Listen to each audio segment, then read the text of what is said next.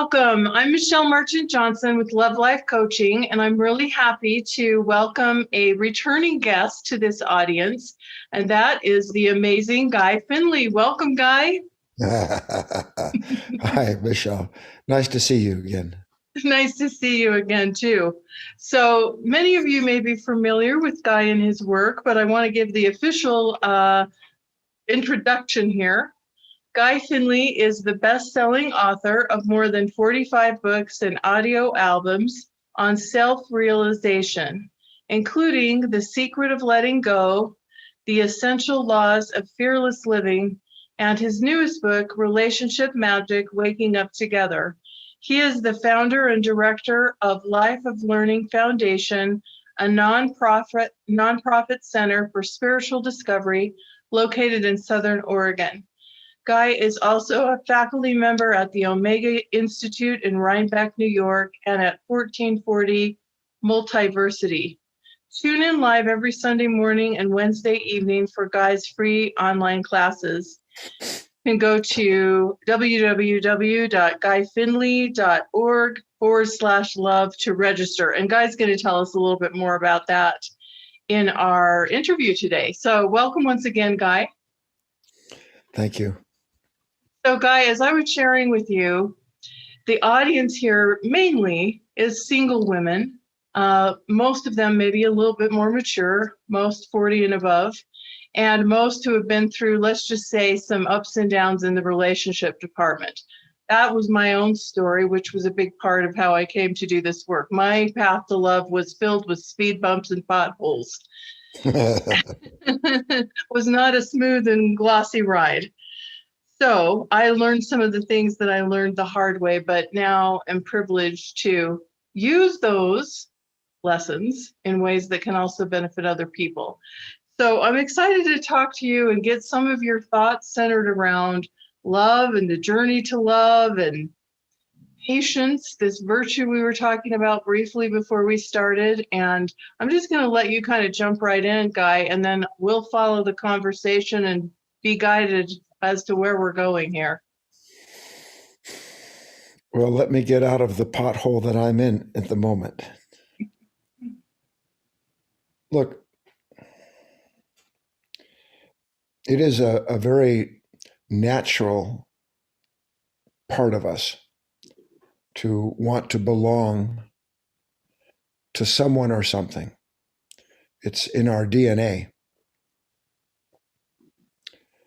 And this natural longing that we have for a relationship, ideally with a specific special other, is because it is through our relationships with individuals, and in particular with an individual, that we discover things about ourselves that cannot be discovered in any other way. You go someplace, and I know that we don't get to go many places these days because of this COVID business, but the relationship you have with your friends at a restaurant, the people sitting around you, they're mirrors. There's no question that everywhere we go, we are experiencing ourselves through our environment and through the conditions we find there. But there's nothing like being in constant close proximity with another human being to reveal to us the things that are presently concealed from us within ourselves about ourselves. So the thrust of relationships, as far as I'm concerned, is that they are a very definitive, deliberate kind of mirror in which we can see what we ordinarily cannot see about ourselves. The individuals that we're in relationships with, and if there is a special someone or a wish for someone special, is because we as human beings have in us a very distinct kind of gravity. It's off the wall, but from what I've understood, the very first form of love was gravity. Something pulling something in order to become one with it. Because that's what gravity is. I'm attracted to something and something is attracted to me. And why? Well, there's a longing, and it's built into every fiber of our being, Michelle.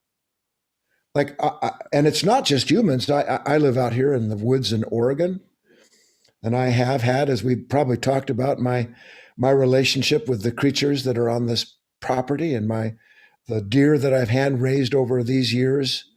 I'm drawn. I'm drawn because when I'm with them, I feel things that I don't feel ordinarily. Big 6-point buck walks by, magnificent, stable, noble. I like to go outside and see. I call him Big Boy, and feed him. And I don't think he likes me. I don't know. He might like me. I know he likes the food because I am awakened to things that I am drawn to, not just through the deer, but that I find in myself. So that every quality that we experience in a relationship with another human being is that human being's assistance in revealing to us that quality. We long to enter into a union with these qualities and characteristics that, for instance, as a rule, I go outside. I don't have to try to be drawn to the relationship with the creatures. I'm just drawn, and I feel the commensurate consciousness of being in that relationship. But we can't always have that kind of relationship with the natural world, let alone with one another. So my work and what we're going to talk about is how do we as human beings close this distance between the longing that we have for a viable, supportive partner and the fact that there are parts of us that are alternatingly afraid, nervous, prejudging, apprehensive because we've been hurt before. All of these things stand between us. So here is this natural longing that love has put in us. Did you create the love in you for your husband? I don't know. No, you're not the creator of love. We don't create love. I didn't create the longing I have to be around natural creatures. I came into this body with it. So we are not the creators of love, but we are, to use words, the temporal instrument of that timeless principle. That's what we are, a temporal instrument of that timeless principle. So here I have this longing, and then there are the conditions, the people, the creatures that can fill the longing, but there's something stuck in between, like a bad sandwich, good bread on this side, good bread on that side, and crummy mayonnaise. Yeah. Bad mayonnaise. Yeah. Bad stuff in the middle. That's what we need to understand. We need to understand our complicity in keeping relationships from fulfilling the purpose that they're given to us to fulfill. And one of the things that I'm going to talk about in my webinar is the incredible need for patience, not just with the would-be partner or our existing partner, but even more importantly, with ourselves. Because we can't be patient with someone else if we haven't learned to understand the power, the significance of patience itself within us as this sort of special crucible in which this love can be stirred into something meaningful, lasting, and fulfilling. Mm-hmm. Mm-hmm. Yeah, so I'm really resonating with what you're talking about in terms of this desire, this inherent desire that we have for a relationship, for closeness, to be a part of something and share that with a special someone. And I'm also resonating because I talk with people about this all the time, about the barriers that get in the way of that. The fear, the past hurts, the fear of losing ourselves in a relationship, losing who we are, rather than this discovery of more of who we are. and all of those kinds of things that are like you were describing it as the yucky stuff inside the sandwich that keeps us from that. And those are very real things. Those are very real and tangible things, especially for those of us who did have or are having some lumps and bumps along the journey, some potholes. You touched on something, Michelle. You touched on something that I think would be really good to explore. Because one of the things you said that seems natural to our present way of perceiving relationships is that we're afraid of being hurt again. Mm-hmm. But I would say that what we call the fear of being hurt again isn't the fear of the other person. It's the fear of what happens within us and to us when we even step onto that precipice of possibility. Because so much of the fear we have that our fear tells us is because of this condition, it really isn't because of the condition itself at all. My experience of any condition cannot be separated from the consciousness having that experience. My experience of any condition, of any relationship, cannot be separate from the level of consciousness that is involved in it. And that's where we have to work. That's where we need patience. That's where we need to recognize there is something in me that wants to point the finger and says, well, I've been hurt before. I'm not going through that again. I never want to have this kind of pain again. Now, this is so important to understand. Without knowing it, because when I take the side of the me that's been hurt and never wants to go through that again, I am also in that same moment taking the side of something that's saying, I'm never going to love again. Because I can't avoid pain and ever find love. It's impossible.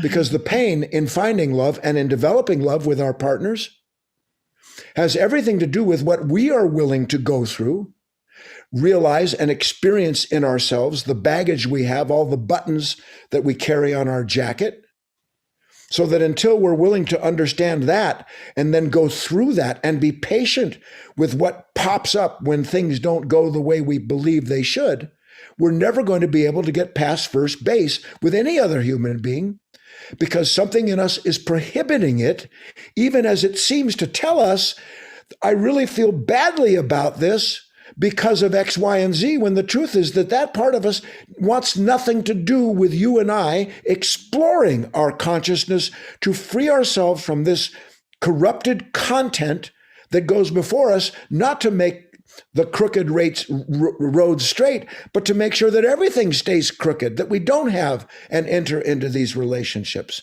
Sorry, I kind of wanted to get that all out at one time so we have a good road to walk down together in our exploration. Mm-hmm. Yeah. And, when you asked me the question, if I created the love that I had for my husband, what was going through my mind at that moment is that while I may not have created that love, I feel like I've chosen that love, and I feel like I choose it again over and over and over again, because I choose to show up loving, even sometimes when I don't feel like it. And I choose to have the choice to move through some of my fears when he does something I don't understand, or when I feel like we're not quite on the same, we're not quite syncing up. I keep choosing over and over again to choose love and to go deeper with that rather than to retract, even though sometimes in our relationship, there have been times when I felt like it would have been the natural inclination I might have had to retract. So I had to be in choice about that, to choose to continue to love this person, to choose to continue to show up loving. Yes. And in fact, he's chosen the same thing with me, right? To recognize. That's an ideal relationship. Two individuals working within themselves to foster the development of something greater than themselves, that brought them together for that purpose. So when you say, I choose, which I agree with, what we're not getting clear yet with, and need to for everybody, is that to choose, in this instance, is to sacrifice. I have to give up some part of Guy because it's sitting there. You know, you've triggered me again. You made that passive aggressive comment. You brought up the past, you know, and it comes out of me. It is, in one respect, a very natural reaction that is the response of a stimulus touching something in me that I didn't know was there until you said or did that thing. When you said or did that thing, suddenly, excuse the expression, all hell breaks loose. And I'm sitting there and I see the fires. I feel the pitchfork in my hand. And everything's saying, toast him. You know, yeah, let him give him a jab with that one. Give him a jab. But I know that isn't what love is or what love does. I know that because I am in touch in the same moment as the appearance of these fires with a light that is showing me that fire that says, here's how to protect yourself or push my partner into assuming the shape I need him to be so I'm not angry with him. The problem is not my partner's limitation in that moment. The problem is that I don't understand my own limitation, which is usually to go with the negative reaction and express it and then create that pattern that's always painful. So this is vital what we're looking at now, because the choice requires patience with myself. Because everything in me wants to, it hurts. When someone says something to us and it hurts, we don't know what else to do except hurt back. That really is the truth. For the majority of this planet, and most men and women, my wife makes that passive aggressive comment. Man, I want to, if I don't do it vocally, I'll show it with my face. You've hurt me. You know, I want you to suffer what you have just made me suffer. That's a fact. Now, what if we understood that our partner not only was not the one who made us suffer, but that our partner literally was fulfilling a certain relationship role, allowing them unconsciously to trigger in us something that if we could be aware of it in that moment, just as you said, I can choose. That consciousness will not act for me. In the movie, what was it? The Hobbit. Remember the wise wizard? You shall not pass.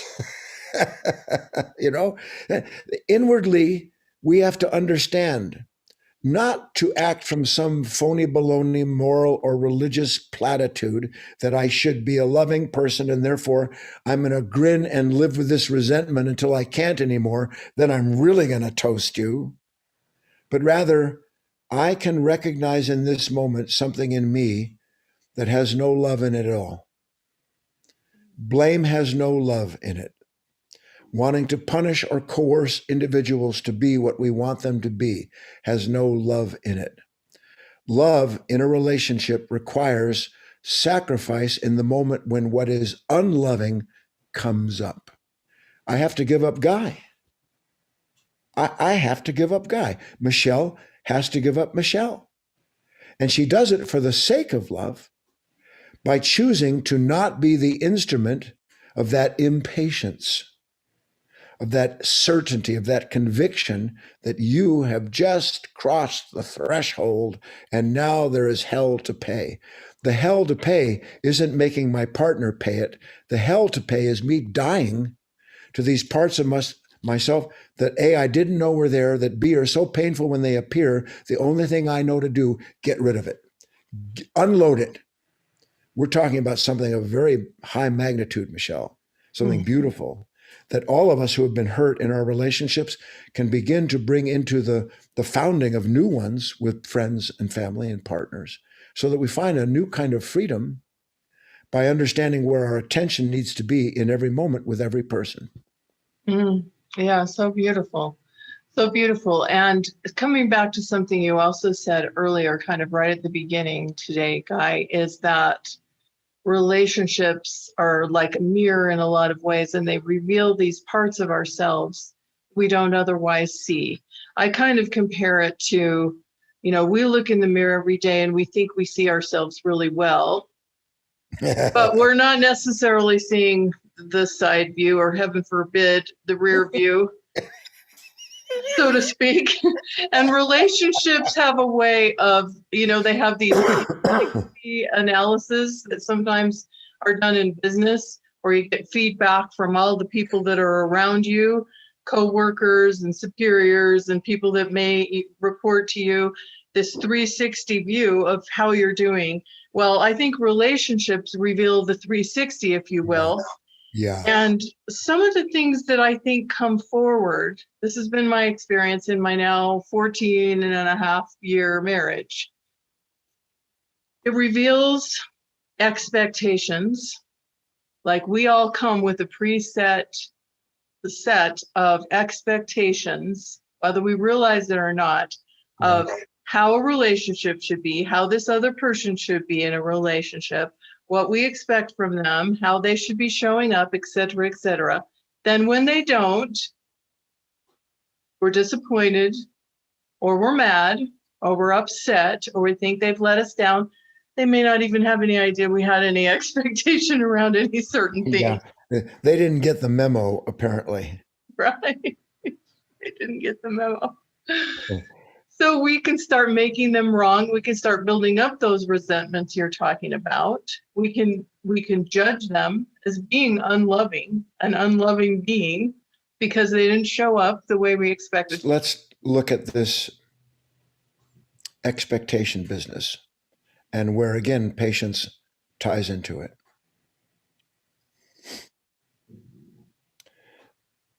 So much of our conditioning, literally the way we watch it on TV, read it in books, everything about our relationships, has us meeting any moment with anyone, whether it's the first date and we're sitting at a restaurant, or I've been with somebody for 14 years. I've been with my wife for 40. And having gone ahead of me is this idea, a false one, that you are responsible for my fulfillment. Mm-hmm. This is one of the most destructive false beliefs that we have in our relationships, that you are responsible for my happiness, for my feeling good about myself.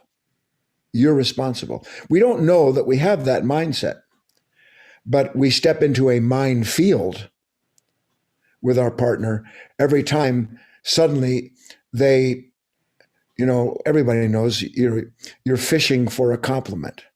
You set it up so that they're supposed to come back with a specific thing. Right. You lay low but you're actually asking, well, wasn't that great? Didn't I do good? Don't I look well? Whatever it is. And you do all that work, and then they just drop the ball, or they actually go the opposite direction. And in that instant, you flame on. Why? Because I actually feel as if something in me has been made less. My identity is threatened by your reluctance to validate what it is that I need you to validate, which makes me at every turn, whether I see it or not, a victim before I'm victimized. Because I hold this belief that my sense of value and worth is dependent upon you confirming it, by the way, even when you don't know I'm asking you to do it. Mm-hmm. And you just reminded me what my second one was with that. Okay. It's assumptions. We make assumptions. Yeah, there you go. We have expectations, and we make assumptions. Yeah. All right. Now, because we can all be on the same page. You know, sometimes you watch the news and everybody's on the same page. Yeah, we got to do this and we got to do that. Nothing changes because no one understands that change, no matter what it is, doesn't begin with a committee. It doesn't begin with a group. It begins with individuals understanding, in this instance, that when you fail to validate me, the problem isn't yours. The problem is that I'm so identified with an image or an expectation, I have such a strong assumption that when you fail to meet that, I must then begin to do what? I must bring my attention back into my own heart and into my own mind and understand that in that moment, yes, it feels like you've punished me. But the fact is, I'm being punished by my own expectation. I'm being punished by my own unspoken demand. So that when that pain is there, for the first time maybe in my life, I meet it with patience, meaning, and by the way, listen to this. You know the real meaning of the word patience? Mm-mm. Michelle? Take a nice deep breath, everybody. So beautiful. The word patience means to suffer myself. Mm. Isn't that what we're talking about? I won't suffer that fool because that fool has shown me that I walked into this relationship with suffering already breeding in me. And I don't think it's suffering because I'm not conscious of it. But if I have an expectation that you treat me a certain way, that you give me certain things, isn't that expectation the same as an unrealized suffering that suddenly becomes a present suffering when you fail to perform according to my idea of what I need? Right. And I come with this expectation and also with an assumption that somehow cosmically you're going to know what those expectations are, oftentimes without me communicating, asking, sharing, revealing. And then I'm going to be upset and mad at you because you didn't know my expectation and I assumed that you were going to automatically know how to do that. In interviewing men over the last few years, you've been on some of my man panels, Guy.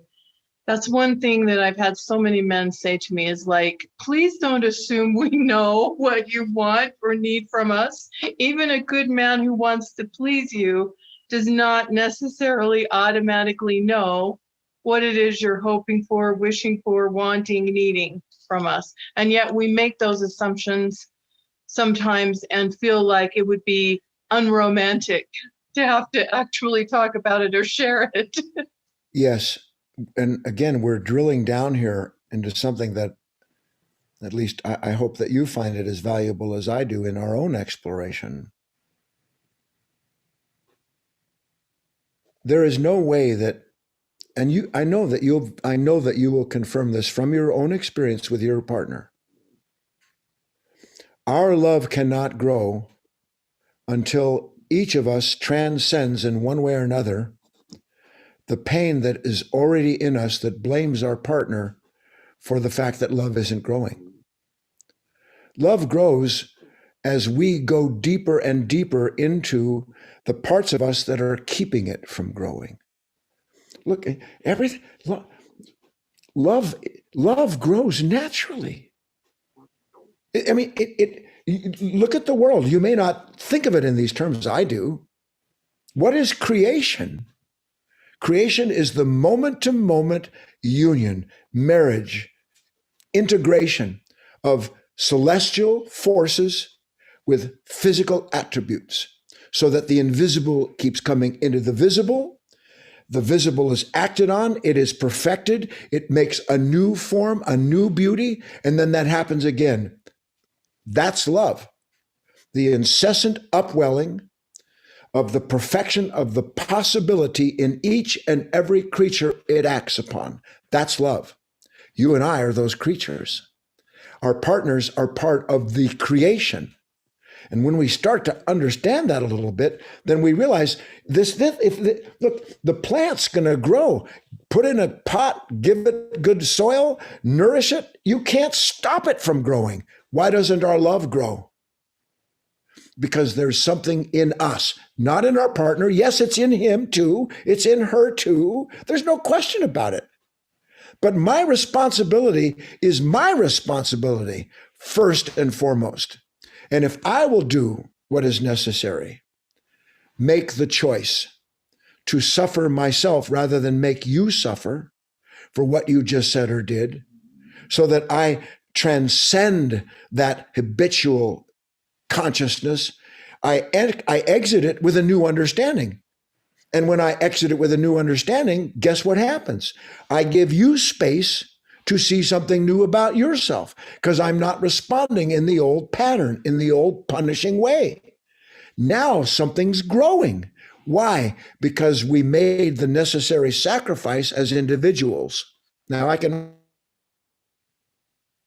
almost hear someone listening to us in the future say, well, what? You mean I'm supposed to make all the sacrifices? I mean, I hear it all the time. What about Joe? What about Sam? What about Martha and Mary? Aren't they supposed to make a sacrifice?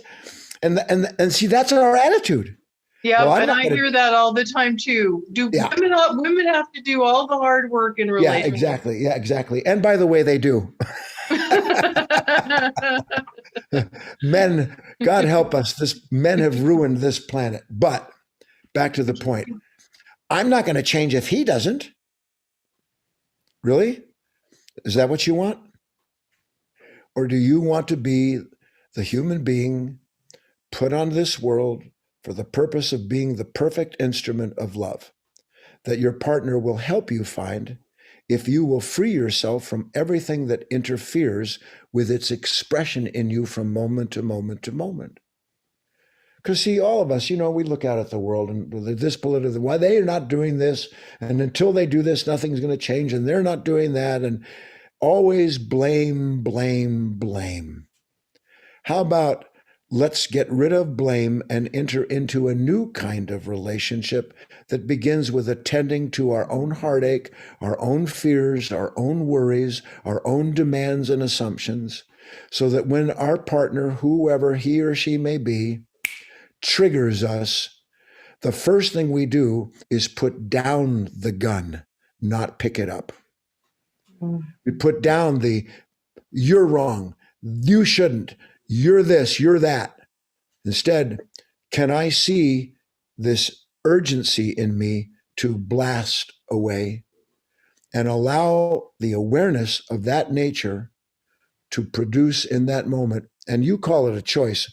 It is in a way, but when you really see what we're talking about, no one chooses to hurt another human being.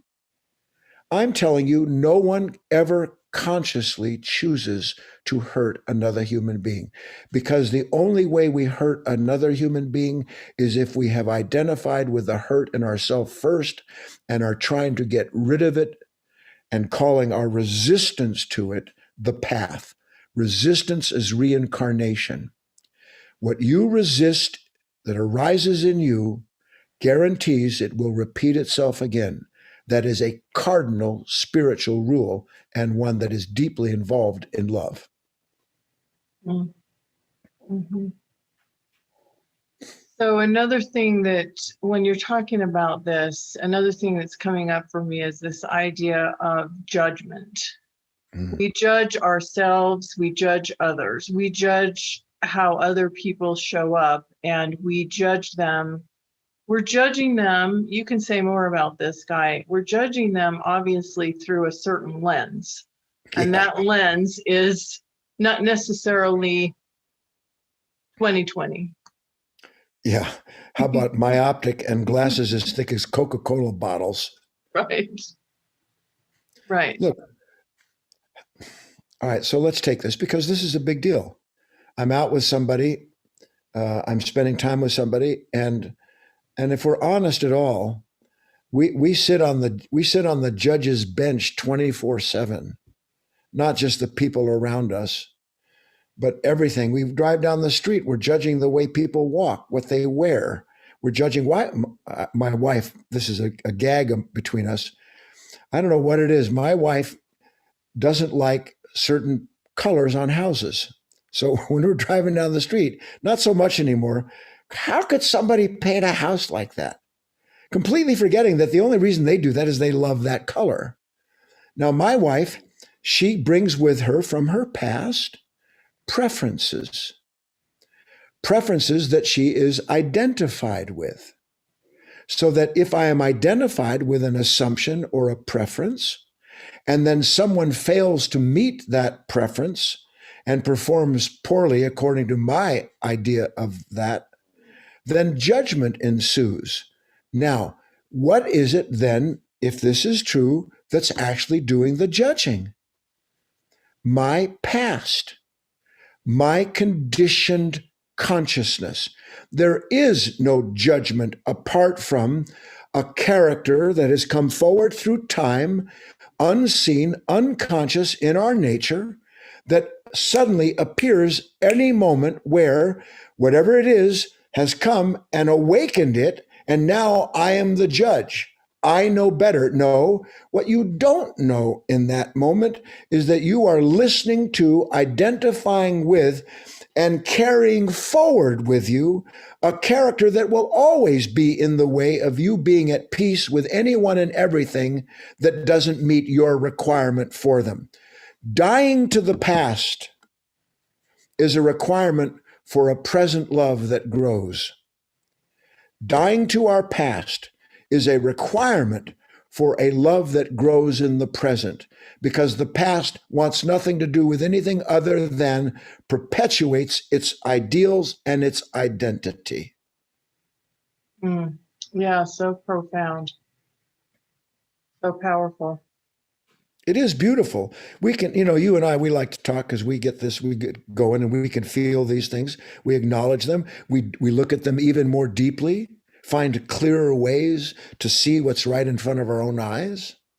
That's what we're asked to do. Where your heart is, that's where your treasure is. But when I'm negative, that means I treasure negativity. I can say, no, I don't treasure negativity. I'm trying to turn you into someone that you need to be so that I can reclaim the treasure I thought I had when we started. That's nonsense. That's nonsense. Let my treasure be the honoring of the love that came to me when you came into my life to awaken love in me, that it might grow, that we might honor the love that brought us together for that purpose. Then we're on to something so significant. We're fulfilling literally the purpose of our life. The other person is not the fulfillment of the purpose of my life. They are an instrument in it. Just as a night sky or a beautiful sunset or the deer outside my door right now, they are part of the fulfillment of my purpose in life. My purpose in life is to continue to find unity, integrity, and deeper ways to be undivided in my attention and in my sacrifice to experience that deeper and deeper union that love makes possible, and only love makes possible. Mm-hmm. Yeah, and I think part of the reason, and you can again expound on this, Guy, part of the reason that love makes that possible is because it does, if we're willing to go through the process and the growth opportunities that love offers us, because it is probably one of the biggest growth, if not the biggest growth opportunities that life offers.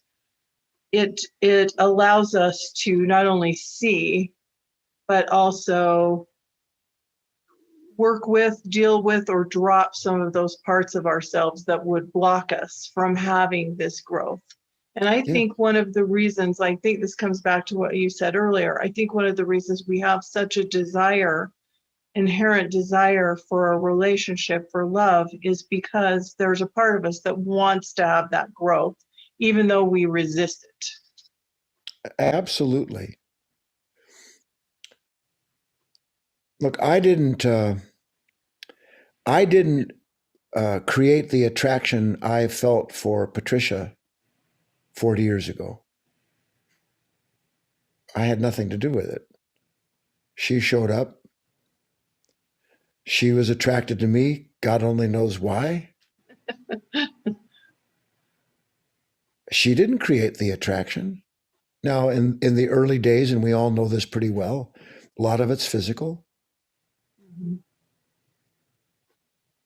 But that means that there was something in Patricia and there was something in me that was creating an attraction. Now, if I didn't create the attraction and she didn't create the attraction, what did? Well, you can say at that level, perhaps just Mother Nature. She wants procreation. She wants what she needs to serve the world. But in the end, we can see that there is a third partner in every relationship that no one is aware of. And that third partner, as you just alluded, is love. That's the invisible partner. It brings us together, and it is intended to keep us together until through that attraction, we gradually recognize there's something in me that's keeping this from growing. It's not you. Yes, you need to change. By God, of course you do. But if you love me and I love you, and we understand that this thing is intended to develop our relationship with love, we meet in love. We meet in love. Literally, that the divine, celestial, like Thoreau said, Whitman, the central urge of every atom is to return to its divine source. That's what draws us to each other. This central urge to become one with oneness itself, with love itself. With love itself. Because when we have that deep love, when you're really having that deep relationship with another human being, whatever it may be, when that's taking place, there's no you and there's no me. There's just this all-consuming experience of something greater than I am and greater than you are. That's what love is. And love brings us together so we can discover that which is greater than you and greater than I, and give ourselves to it, choose it over the conflict and that which we're complicit with that's keeping that union from taking place. Because in the end, we're talking about real spiritual love.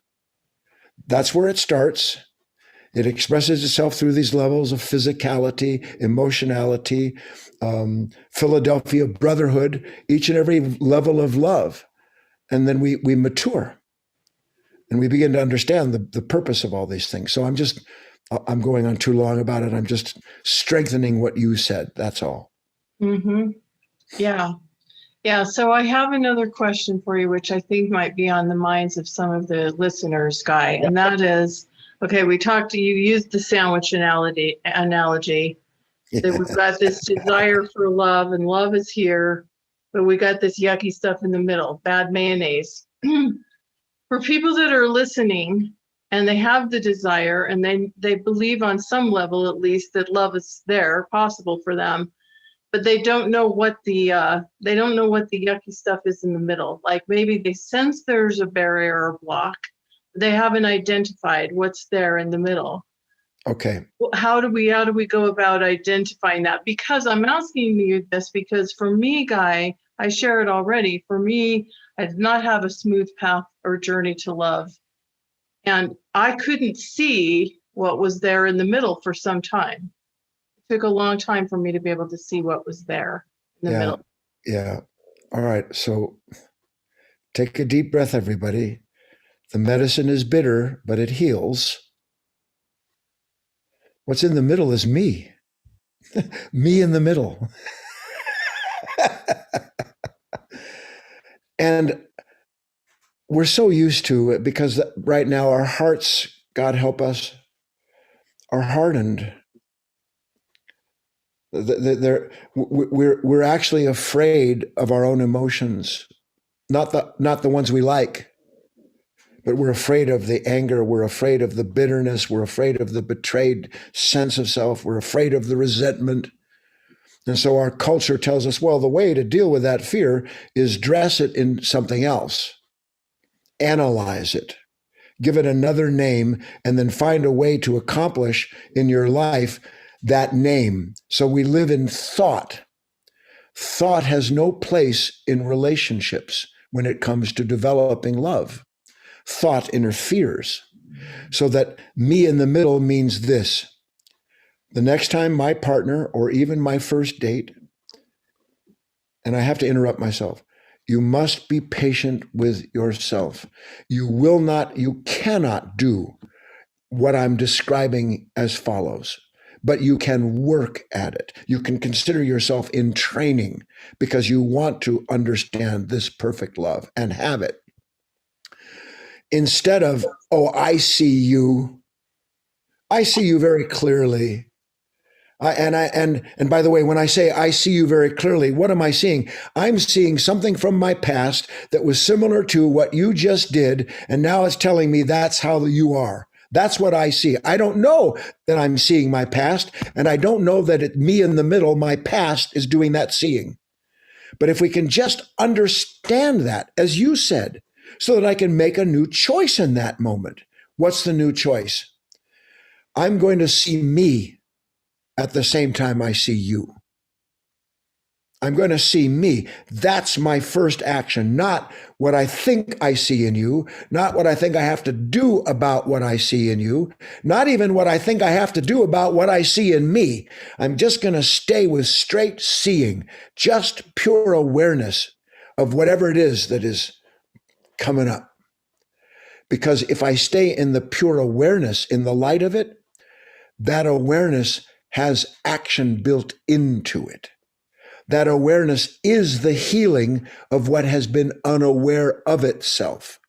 That awareness is the ground of integration because it brings an end to separation as the old consciousness insists on doing.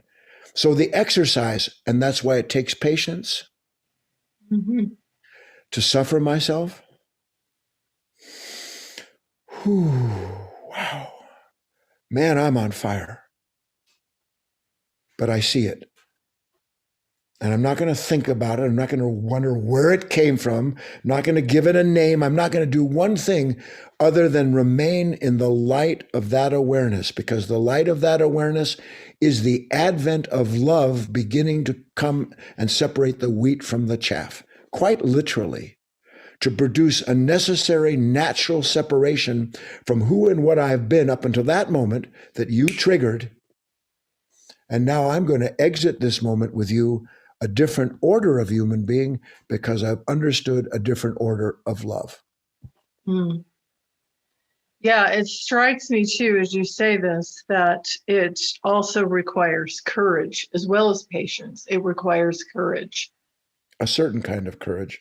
But I would add that every time and any time you succeed in the smallest way in this kind of revelation, as painful as it may be, that the revelation proves that already within you is something above you, that already within you is another order of love because you just agreed to act from it.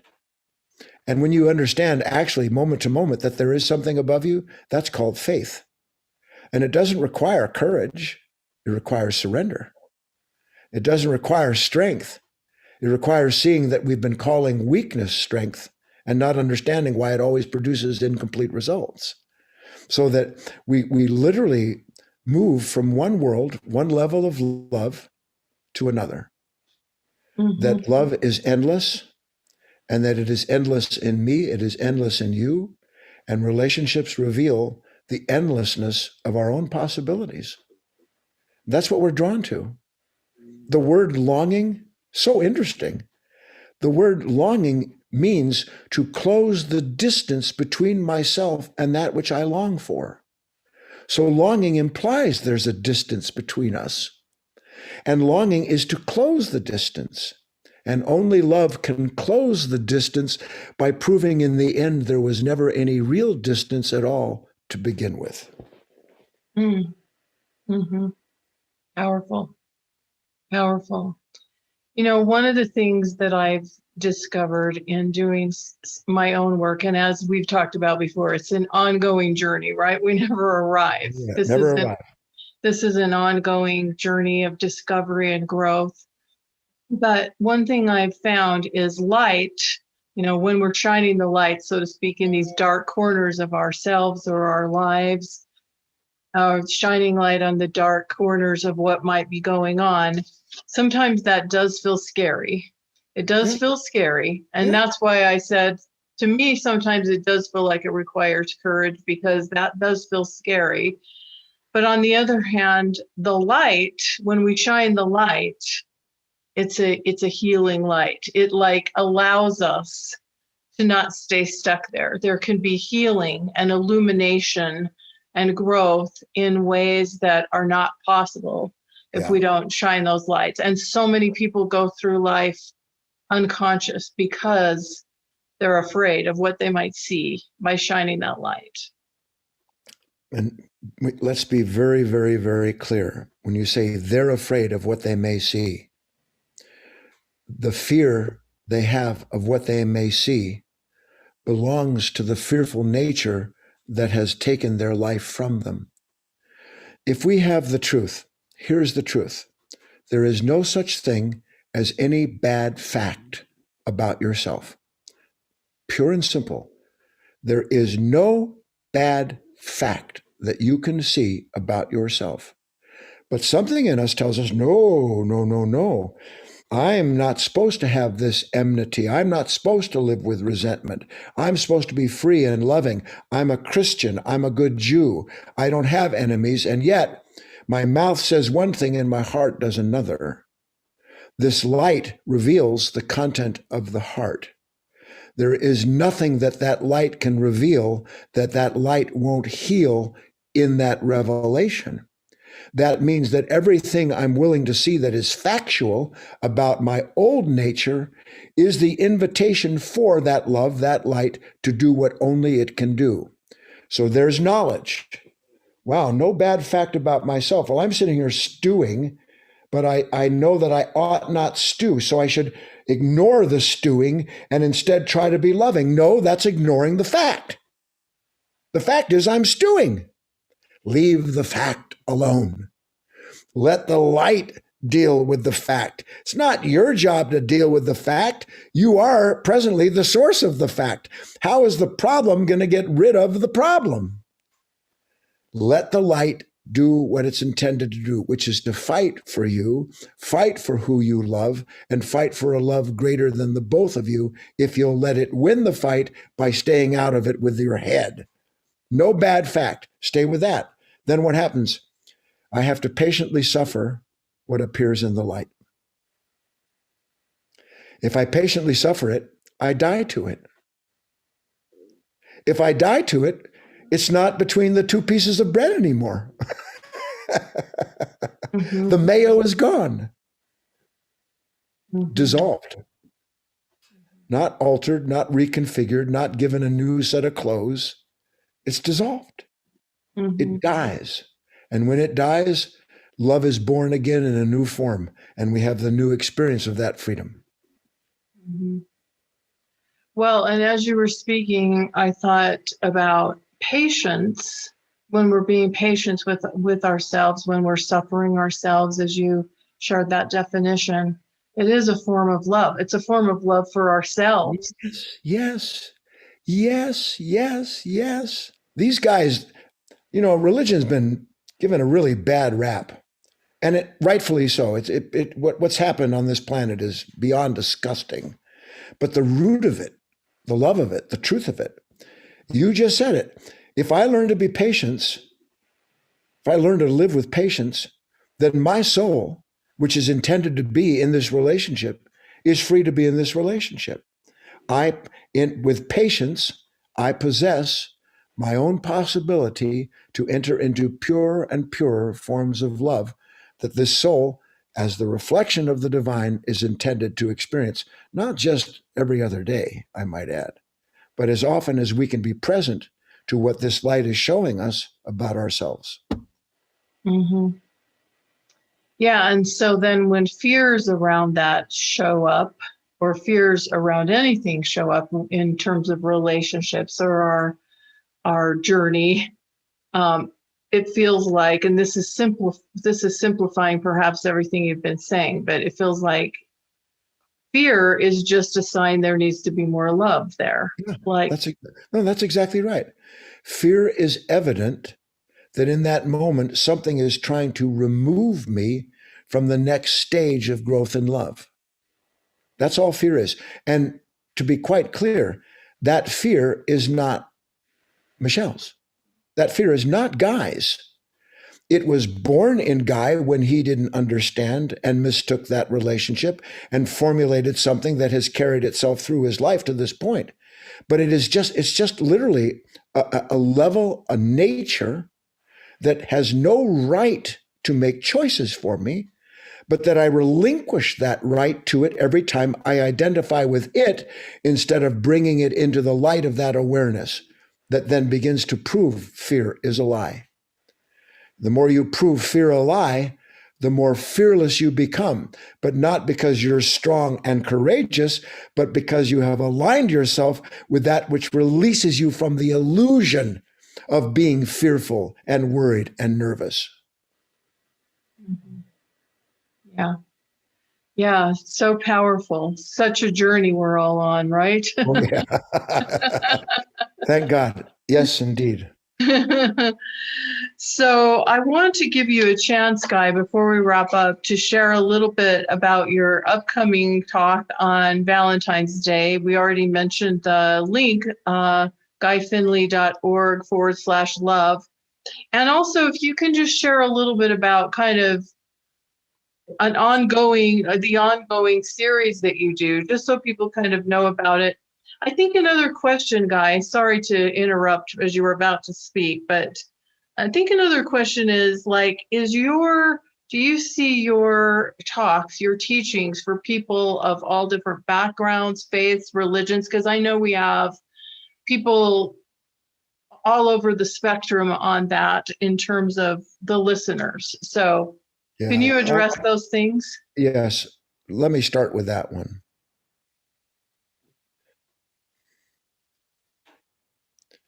If you take a man or a woman in any country with any religious or spiritual background, and that man or woman has, if not found, at least entered the path that I'm describing to you, not one of those individuals would fight with any other of the individuals.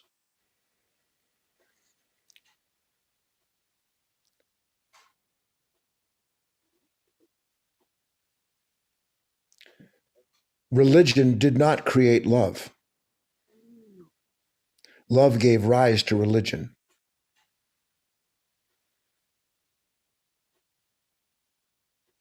And it is the containment and the corruption of a host of ideas and principles predicated by individual experience, environment, and all the other things culturally connected that have brought about this terrible fanaticism that exists, this ceaseless identity politic,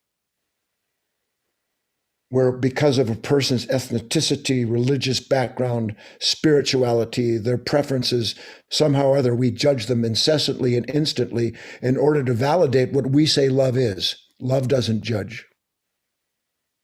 So that's my first answer.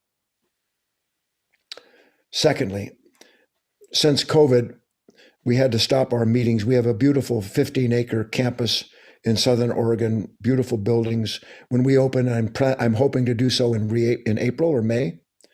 Then we'll go back and have live meetings again, but I'm going to continue my online presence. We started online talks last year, one full year.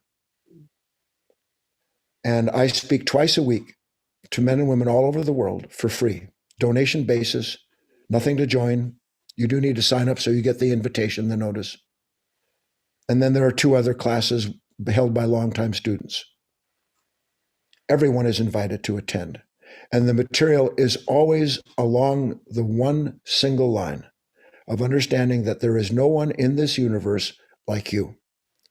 And when I say like you, meaning given the possibilities, given all of the characters and qualities that you come into this life with, the possibility of developing an understanding of yourself so thoroughly that you become at all times and in all places and in all relationships that which helps foster love instead of crushing it. Those are the talks. They're ongoing. Each one is separate. I never give the same talk twice. But for instance, in February on 14th, Valentine's Day, I'm going to talk about this incredible need for us to develop this understanding and to apply patiently these principles so that we can develop our relationships with everyone and everything, including the people that we stand in line with in the market.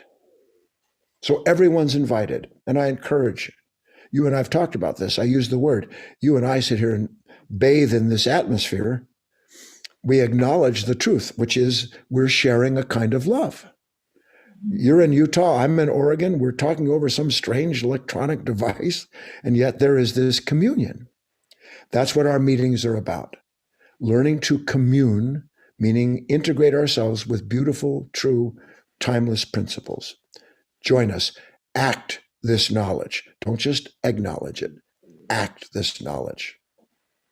Go to my website, guyfinley.org. You can visit that website for years and never expire the free material. It was given to me freely. My intention is to give it freely. I think I covered it. Oh, and I always forget this. And if you want to Google Guy Finley, I'm on all of these various social networks. I don't do them, but there's Instagram and never mind. I don't even know what they are. Go there if you want to learn more about that. That's it. Did I not cover anything? No, I think the only thing is we'll just give the link one more time, which is guyfinley.org/love. That's specifically for the Valentine's Day talk. Is that correct? Yeah, but if you go there and sign up for the Valentine's Day talk, so you get the information, the lessons, all the stuff, it's all free. There's no bait and switch or whatever people call it.